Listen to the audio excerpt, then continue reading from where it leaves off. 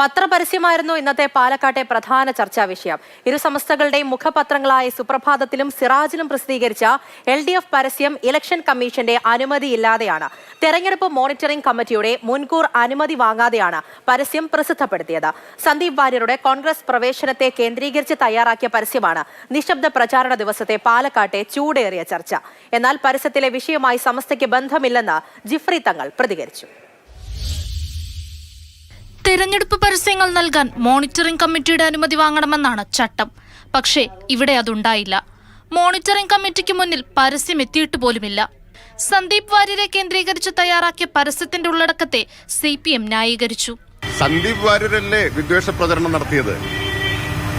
അപ്പൊ അവരല്ലേ സ്വീകരിച്ചത് വിദ്വേഷ പ്രചരണം നടത്തിയ ആളെ? അത് ചൂണ്ടിക്കാണിക്കുന്നതാണോ വിദ്വേഷ പ്രചരണം, അതോ വിദ്വേഷ പ്രചാരകനെ സ്വീകരിച്ചതാണോ? വടകരയിലെ കാഫിർ സ്ക്രീൻഷോട്ട് വിവാദം ഓർമ്മിപ്പിച്ചുകൊണ്ടാണ് UDF പ്രതിരോധിച്ചത്. വർഗീയ ചേരിതിരിവുണ്ടാക്കാനുള്ള CPM ശ്രമമെന്നും കോൺഗ്രസ് ആരോപിച്ചു. അവരുടെ ഒരു ഗതികേട്, അവരാഗ്രഹിച്ചതല്ലേ അദ്ദേഹത്തെ.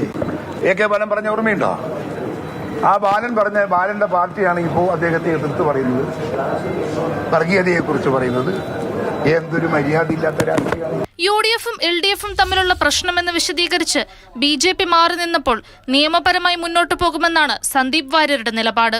ഈ പരസ്യം കൊടുത്തിട്ടുള്ളത് CPM ആണെങ്കിലും പരസ്യത്തിന്റെ പണം കൊടുത്തത് BJP ഓഫീസിൽ നിന്നാണെന്നാണ് മനസ്സിലാക്കുന്നത്. ഇത് തികച്ചും തെരഞ്ഞെടുപ്പിന്റെ തലേദിവസം ഇത്തരത്തിൽ നടത്തുന്ന വർഗീയ വിഭജനം ലക്ഷ്യമാക്കി നടത്തുന്ന ഇത്തരം പ്രചരണങ്ങളെ പാലക്കാട്ടെ പ്രബുദ്ധരായിട്ടുള്ള ജനങ്ങൾ തിരിച്ചറിയും, തള്ളിക്കളയും എന്നുള്ള കാര്യത്തിൽ സംശയമില്ല.